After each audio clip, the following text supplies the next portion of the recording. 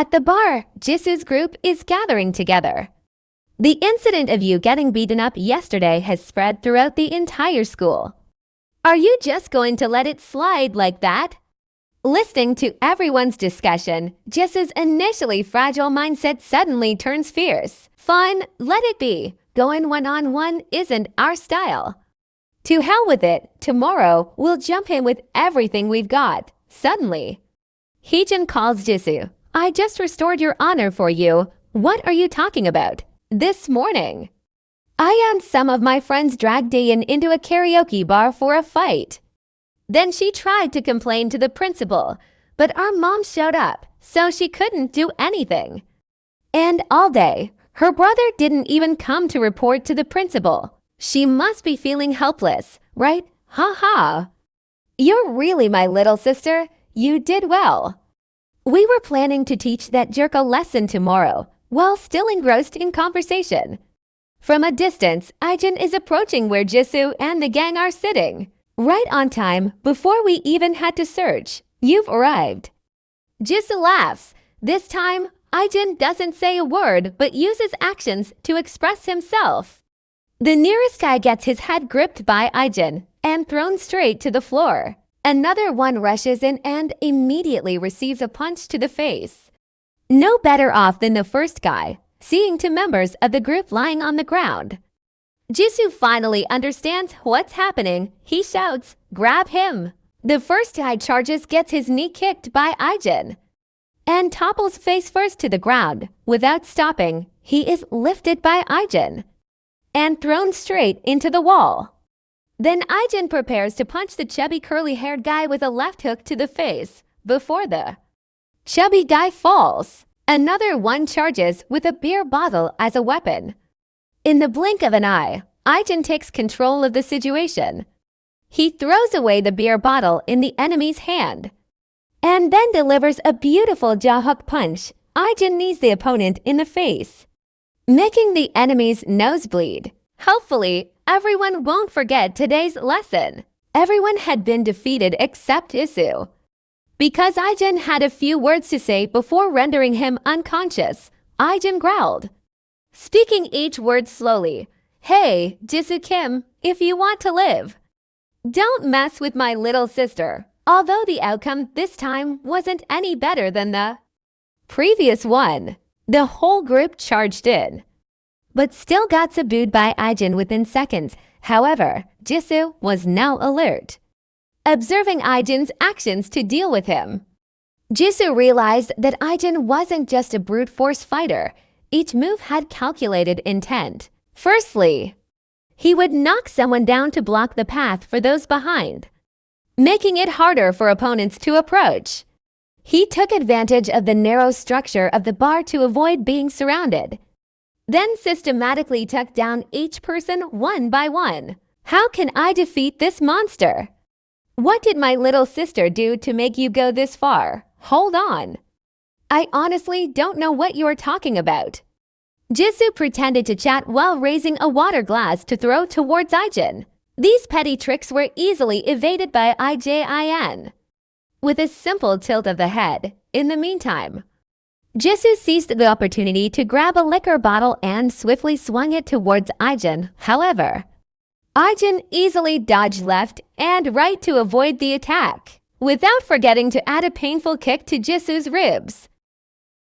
Ijin followed up with a punch to the nose, causing Jisoo to step back 3 paces.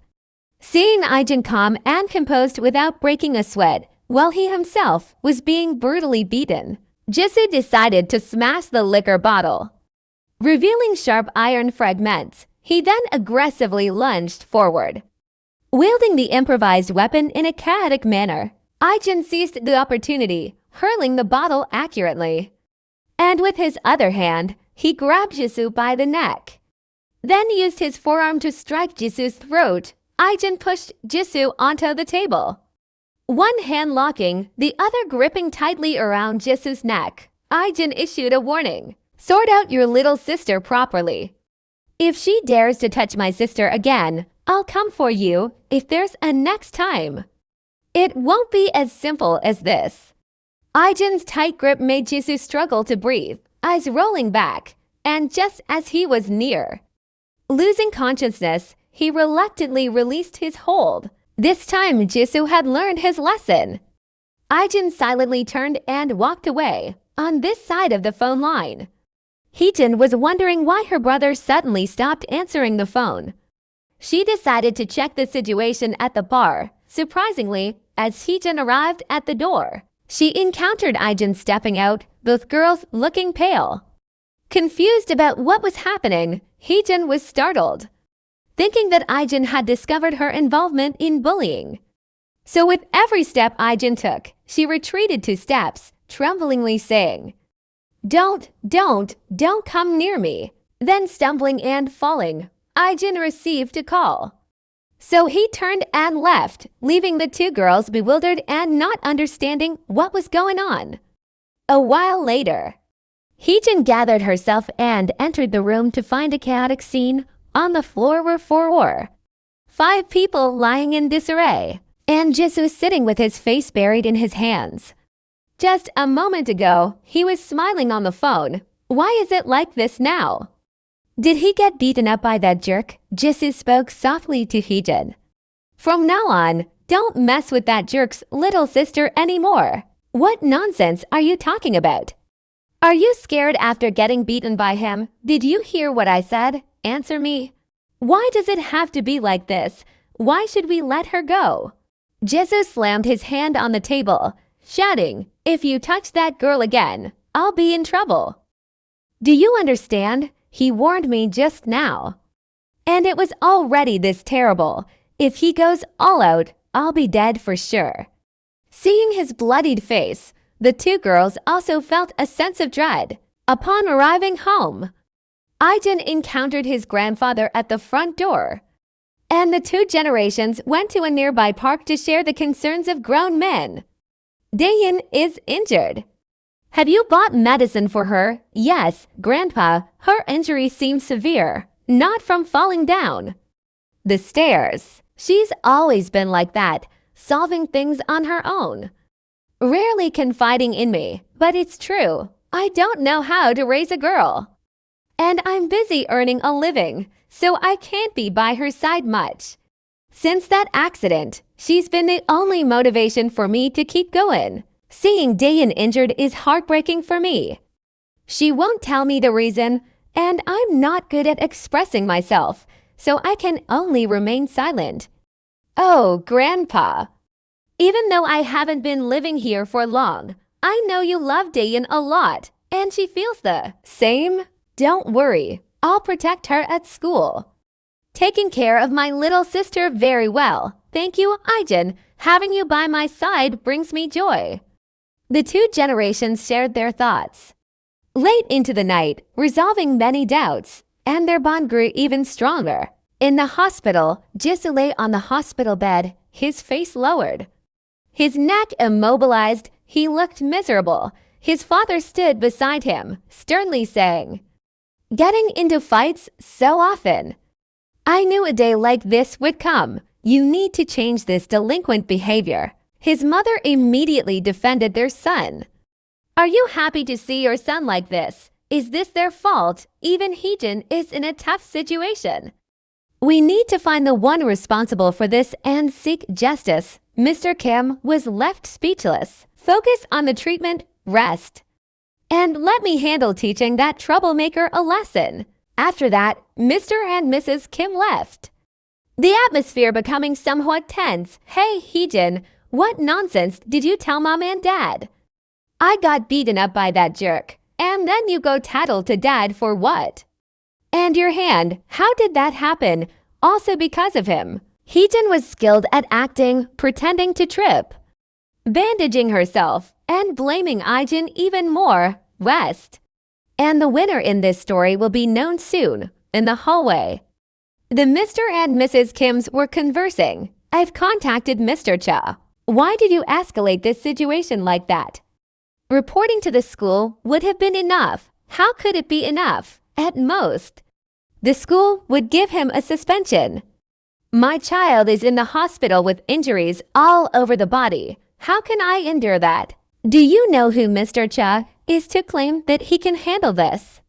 I only know roughly about him, but I know he works professionally and discreetly at an abandoned construction site. Two men in black complained, "This is embarrassing. Are we really going to fight a kid? Keep it down. The big boss might hear us now." Let me introduce you to the scar-faced man in the black suit, Dusik Cha. Mr. Cha leads a gang working for Congressman Kim, specializing in resolving illegal issues for him. This is crazy, just because two kids got beaten up in school. The madam called me, insisting I personally intervene. A boss like me has to deal with a high school student. If this gets out, we might lose our standing with other gangs. But what can we do? It's the madam's orders. So we can't take this lightly.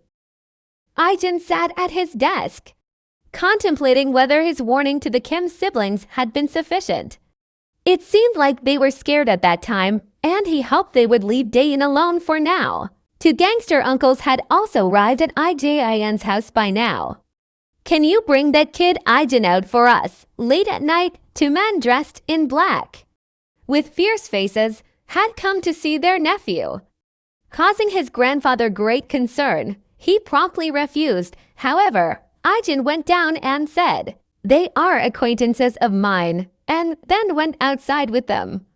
Back at the construction site, the bald-headed guy happily reported, "Ha ha, boss. This kid is quite something, not afraid. And doesn't resist, just one word, and he follows us right away. All right, you guys finish up quickly and disperse." A man holding a baseball bat approached, telling the bald-headed guy to hold Ijin back. They said, "Since you obediently followed us without resistance, we'll end this quickly. It'll hurt a bit. You're really foolish for getting involved with those kids, so?" This is about Jisoo Kim. Knowing the cause, Ijin didn't hesitate anymore. He immediately turned, grabbed the wrist of the bald-headed guy, pulled him towards himself, and then used his forearm to strike the guy's chin. Seeing Ijin resist, the other guy then swung the baseball bat horizontally.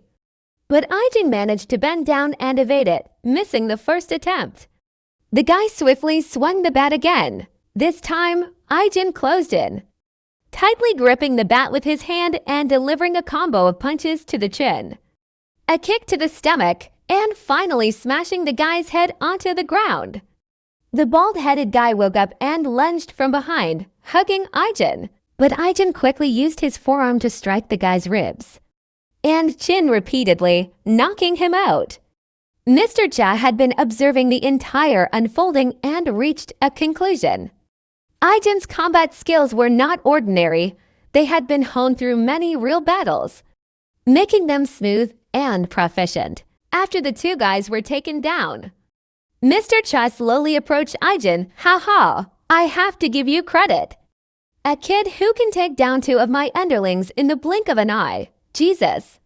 Never thought I'd be fighting a teenager at my age." Ijin also approached Mr. Cha cautiously. When they were within striking range, Mr. Cha threw the first punch to initiate the battle and gain the upper hand.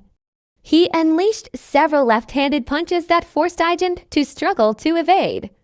Seeing an opening on the left rib cage, Ijin sidestepped and closed in to prepare for a counterattack. However, Mr. Cha's punch arrived first, causing him to use his hand as a shield and retreat a few meters.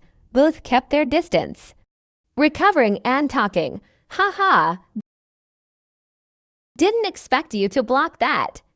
Honestly, who are you? Just a regular high school student? Damn. He doesn't fight like some sloppy." Once they recovered, Ijin prepared his stance. Mr. Cha rushed in, and this time, Ijin used his left hand to block and immediately counterattack. Mr. Cha felt the difficulty, continuously launching a few moves. All of his moves were thwarted by Ijin. Finally, he was punched right in the face. Feeling enraged, he charged at Ijin, but the more hurried he was, the more vulnerable he became. Thus, Mr. Cha fell victim to the complete combo executed by the high school student: a jab to the chin, a punch to the stomach, a hook to the left rib cage, followed by an uppercut to the chin sent Mr. Cha flying. He lay on the ground, unable to move. Only now realizing the peculiar thing about this high school boy, that was Ijin's gaze. From start to finish. Not a hint of fear, the two Kim family kids messed with the wrong person this time. On the side of Congressman Kim at that moment, his wife was anxiously awaiting news from Mr. Cha. Suddenly, the phone rang. "Honorable Congressman, it's me. I apologize for bothering you with trivial matters like this." "No, sir, I'm the one who should apologize." "What do you mean?" "I suspect your two children have provoked the wrong person. He's very strong, and I was defeated by him."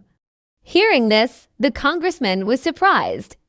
Mr. Cha is the best fixer in the business, but he lost to a high school kid. While still bewildered, the main door suddenly opened, and all three turned around in surprise to see Ijin had arrived in the hallway. The congressman's bodyguards lay scattered. Through Mr. Cha's phone conversation with Congressman Kim, he learned that Ijin had just appeared in his private room. He's there already, Jesus. Now I'm really curious who this kid actually is. I don't know what the kid did, but having just been defeated by him, I probably won't be of much help there. Not to mention the guards there are all professionals. In the congressman's office, Mr. Kim was investigating how Ijin could have reached there. Past the menu head blocking the entrance, Mr. Kim said with a pensive expression, "First, he defeated Mr. Cha, and then the elite guards, the protection of the congressman running for election, was also defeated by him." While Mr. Kim was thinking, Mrs. Kim scolded Ijin. "So you're the one causing all this trouble, judging by your arrogant attitude. You probably don't think much of anyone, beating up my child, assaulting the bodyguards, and, worst of all, illegally breaking into the congressman's office. I'll call the police." "No, I'll call Prosecutor Choi directly. Do you know what trouble you're causing, you brat?" "I have a pretty good idea, actually.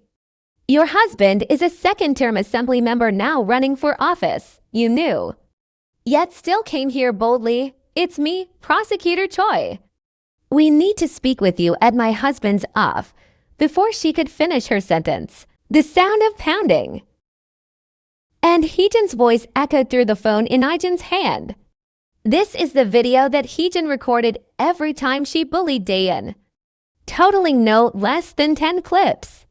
Upon hearing this, Mrs. Kim was shocked, and Mr. Kim's expression grew angrier by the moment. Heejin intended to defend herself, but Mr. Kim shouted, "Shut your mouth, Heejin." In my hands were videos of Heejin and Jisoo bullying others at school, along with a file about the assault on my younger sister at the karaoke bar. Mrs. Kim shouted loudly, "Don't you dare threaten us. You think you can get away with this." "I'm not threatening. I will hold whoever caused this responsible, just like how you unconditionally protect your children. I will do everything to protect my younger sister. So, because your sister was attacked, you did this to my two kids. I understand. I will compensate a sum to apologize to your sister." "That won't be necessary." "What?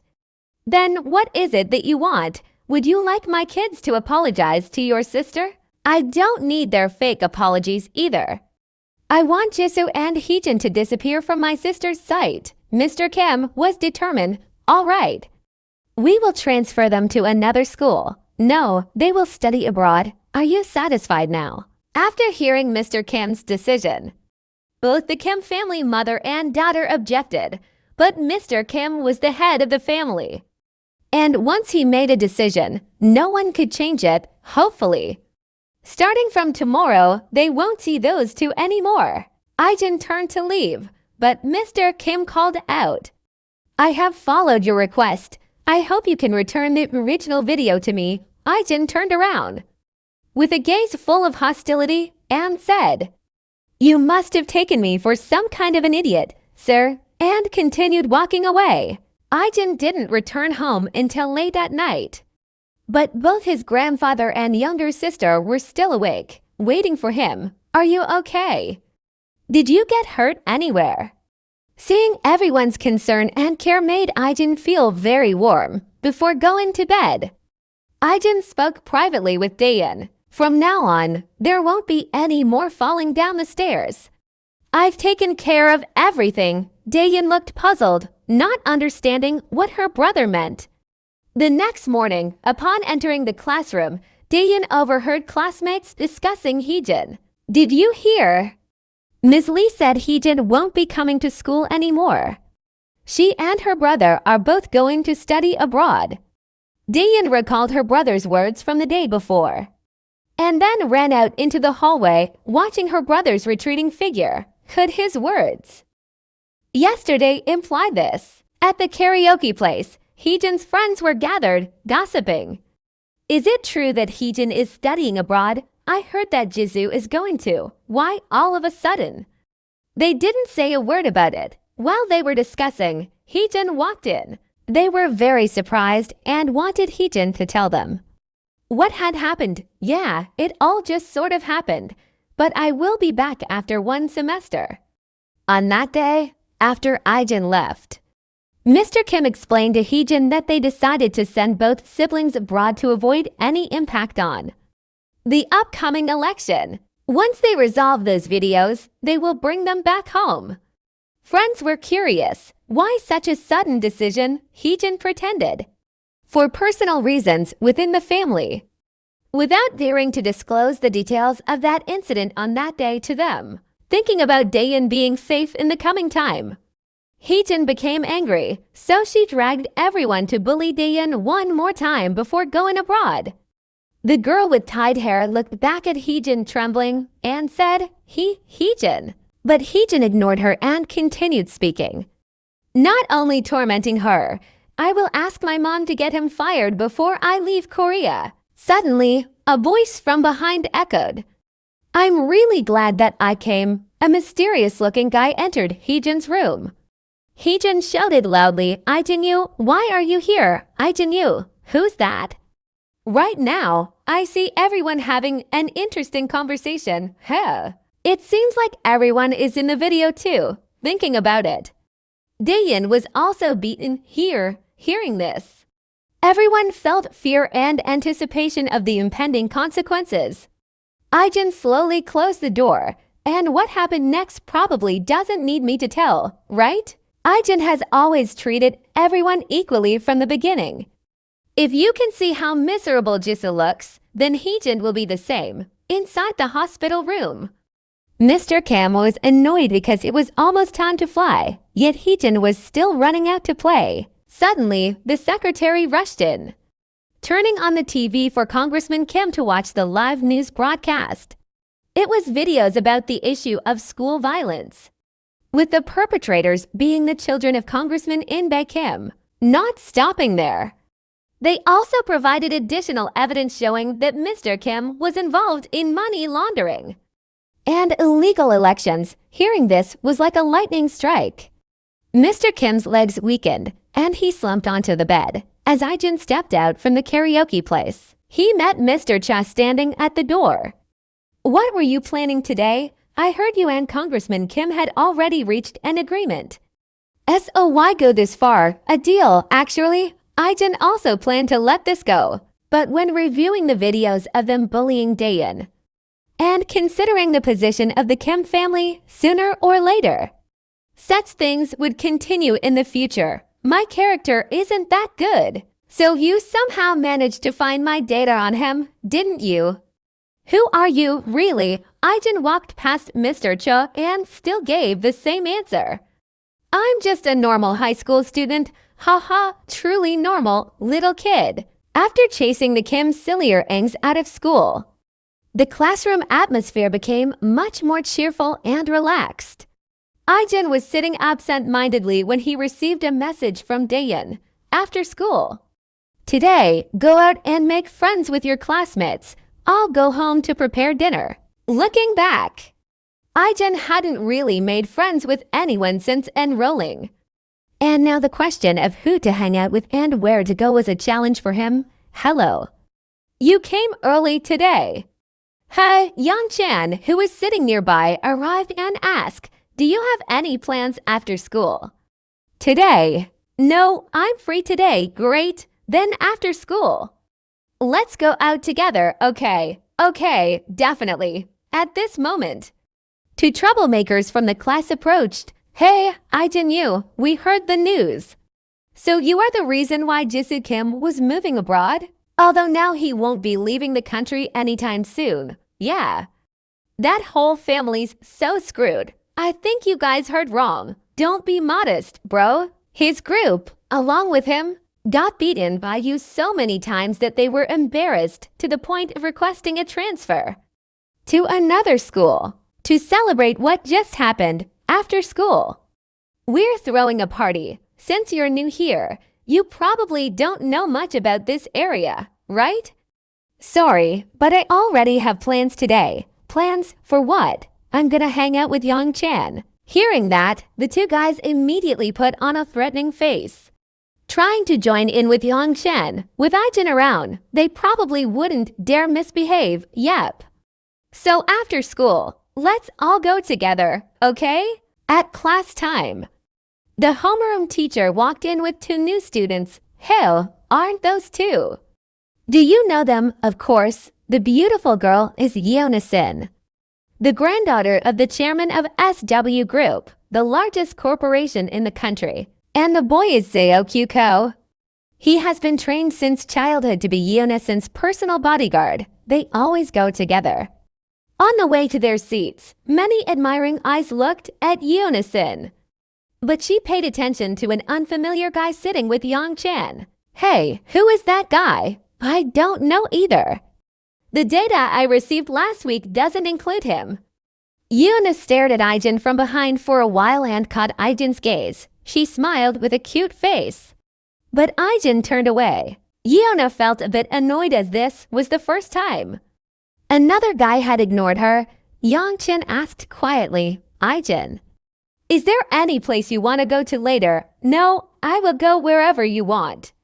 How about a game room? When he heard the words game room, Ijin's face became serious. Before coming here, Lieutenant Kang had trained him a lot to quickly integrate with everyone, including the youth's favorite pastime, go into the game room. The lieutenant had a very serious expression. Teaching people to play games seemed more dangerous than go into the battlefield. So, what do people usually do at the game room? That's a good question, young man. People usually go there to get online, communicate with each other, browse the web, and check summaries of Give Comic Channel. Especially, more than 90% go to the game room to play games. Alright, I'll stop the introduction here, now. Let me guide you through a few popular games nowadays. After that, the lieutenant started teaching Ijin how to play various genres of games. Ijin studied seriously. Although he fought professionally, when it came to playing games, he was just a novice for others to defeat. The information provided by the lieutenant was really useful. We'll have some ramen at the game room and maybe go to a coin karaoke. Oh, coinka, yes. That was also in Major Chi's brief. The lieutenant also taught Ijin a list of popular songs nowadays, and he had to memorize those songs. Ijin was trying to remember the lyrics, which made Yang Chan sitting next to him misunderstand that Ijin didn't like the suggestions from earlier. In Yuna's private room, I have investigated and found out that the unfamiliar student in our class is named Ijin Yu. He just transferred here a few days ago and is also the brother of Ijin Yu. He's Ijin Yu's brother. I thought the girl only had her grandfather as a family. That's right. I heard he just appeared right before we returned. Maybe I need to investigate more about this person named Ijin Yu in the game room. Our four guys are playing a few rounds of games. Holy shit, Yang Chan just carried us through the whole game, and he cleared all of IJ and shit. This is your Smurf account. isn't it? Which tier is your main? Diamond or Master, Challenger? Both of them were surprised and immediately changed their attitude, showing respect to Yang Chan. Maybe you should go get our Challenger a drink. I can get you some snacks if you're hungry. 2. A group chat was created with 4 people starting from here. At school, Ijin seems cool, but in the game, he acts like a new band gets teased by everyone. On the way back, they coincidentally meet Daeyeon and the siblings chat. Daeyeon is happy that her brother has made new friends at school. And Ijin is relieved that his sister is no longer bullied by bad people. After a joyful dinner with his grandfather and Daeyeon, Ijin, in his room, receives a call from Lieutenant Kang. How's your school going lately? No issues, right? Hearing Ijin hesitating, the lieutenant becomes serious. Tell me right now, did you kill someone? Hearing this, the nearby soldiers become panicked and worried for Ijin. Sir, Ijin already killed someone. What will we do, sir? No. I ran into some confrontation, but I've already resolved it. That's fortunate. If there's any difficulty, let me know immediately. Yes, sir. The next morning in class, these 3 guys are now close friends. Ijin is excellent in fights but so bad at playing games. Ha ha, thanks to him. I feel a bit consoled. I wonder if Ijin and Seokyu face off, who will be defeated first? Seokyu is not someone to mess with. I heard he was professionally trained from a young age at the largest security company SW in the country. I heard he has defeated up to 20 professional fighters. Is that true? Not 20, but up to 30 people. What's even scarier is that he beat them all and came out unscathed. Without any injuries, he's in a different league. Ijin won't stand a chance. In the hallway, Ijin is talking to Seokyu. Seriously, who are you? I don't understand what you're trying to ask me. I'm asking why you hide your identity and come here. I heard Jisoo and Heejin Kim transferred because of you. It's true I had a dispute with them, but their transfer has nothing to do with me. Is that so? Then what about this? I investigated the schools you attended abroad, and the results showed no record of your name. While Seokyu is seeking Ijin for a conversation, Yeona is also having a private talk with Daeyeon. They used to be very close. So there are a lot of stories to share when they meet again. I didn't know you had returned to Korea. I just started attending school again yesterday. I'm in the same class as your brother. Oh, really? After that? Yeona asked about IJIN's return process. Daeyeon honestly recounted every detail. From her brother's accident and memory loss, to the emotional reunion of the family. Not only that, Daeyeon also shared the daily life of the family with Yeona. However, Yeona is only interested in learning more about Daeyeon's brother. But Daeyeon, are you sure he is your brother? Definitely. We even took a DNA test. Why do you ask so much about my brother? Afraid of revealing her true intention, Yeona hastily says, Oh, does he have a girlfriend? Could it be that Miss Yeona is paying attention to her brother? I have to help enthusiastically, Daeyeon thinks. Returning to the confrontation between Seokyu and Ijin. According to the information I have, you don't live here. And the foreign schools don't have your name. So, why are you forging information and living here? Where's your proof? Ijin responded with a single question, accompanied by a determined look that surprised Seokyu. Why are you running a background check on me?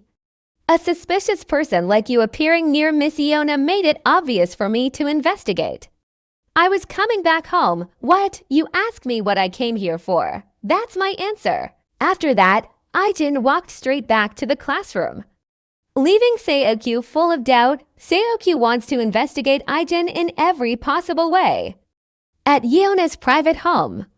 After exchanging the gathered information with Seokyu, Yeona has concluded that Ijin's appearance is not to approach her. but possibly due to the compensation money for Daeun's family. If that's the case, Daeun might be in danger, so Yeona needs to warn her. After Daeun and Ijin go to the supermarket to choose food and cake, they plan to celebrate their grandfather's birthday. Grandpa opened the gift quickly. Thank you, my children. Next time, you don't need to buy gifts for me because I already have a gift. And that's seeing Ijin return safely. Suddenly, the phone rang, and after answering, Daeun quickly put on a coat. Grandpa, I'm stepping out to the convenience store for a bit. Yeona came by to have a quick chat. Yeona arranged to meet Daeun urgently at the convenience store because she wanted to tell Daeun that all the information about Ijin was fake and to make her be cautious about Ijin. However, to get to the main topic, Yeona had to talk with Daeun for a long time. But seeing Daeun talk about Ijin with a radiant face made it difficult for Yeona to bring up the discovery she just made to Daeun, while both continued their stories after the time they hadn't seen each other. Ijin was approaching Daeun from a distance and was blocked by Seokyu. This time, just wait here. It's a private conversation between the girls. What do you want to get close to? They haven't seen each other in a long time, and there's much to discuss. Don't disturb them. Suddenly, both of them heard the sound of an engine approaching rapidly before they could react. The vehicle makes they were sent flying into the air, despite being dazed and bloodied. Ijin tried to look towards Daeun. He saw her being drugged by unfamiliar men and pulled into the car. Ijin stood up and rushed after the vehicle, attempting to save his sister, but he couldn't, helplessly. Ijin watched as the car went further away. At that moment, Ijin and Seokyu saw each other and immediately rushed to question each other. You bastard. Ijin asked, where's your best guess? Seokyu responded, what? That's what I want to ask you. Suspicion filled Ijin's gaze. After both realized that the kidnapping had nothing to do with either of them, they decided to let each other go. Seokyu called for a comprehensive report, while Ijin went in a different direction. Wait. Tell me the truth. You had nothing to do with this. Ijin turned back and replied, I don't have time. You and your team can go find Yeona. And I'll look for my sister if you want. You can follow me, sounding reasonable. Seokyu decided to follow Ijin at the bar. Mr. Cha was sitting and smoking, contemplating the future. Boss, that kid's here to see you. What kid? Ijin entered a tattered state, unexpectedly. Ijin came to seek help from Mr. Cha, despite having previously defeated him barely. After entering the room, Seokyu was somewhat surprised when Ijin brought him to meet Dusik Cha in the underworld. Dusik Cha held a relatively high position. If Seokyu knew that Ijin had single-handedly defeated Mr. Cha and his gang, he might find it hard to believe. What are you doing here? Asked Dusik Cha. I need information. Replied Ijin, if you need information, go search online. Why come to me? The granddaughter of SW Corporation has been kidnapped. That doesn't concern us. You don't have any leads either. Why should I even tell you? Especially when I'm in this shitstorm thanks to you. My sister was also kidnapped with her. Mr. Cha was surprised at the mention of sister, knowing that the guy in front of him dared to do anything to protect his sister. Mr. Cha also suffered consequences for that. Hayes, all right. Some idiots speaking broken Korean were asking around for an untraceable warehouse. They also asked for burner cars and a few extra helping hands. The offer was hard to resist, but I turned them down. The word is that some other crew took the bait, and all I know is that they're working out of Incheon. That's it.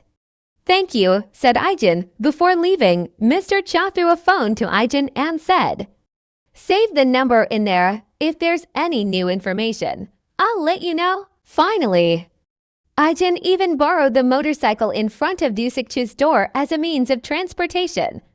After obtaining the necessary information, Ijin hastily hit the road, fearing that Yeona might survive until they get what they want.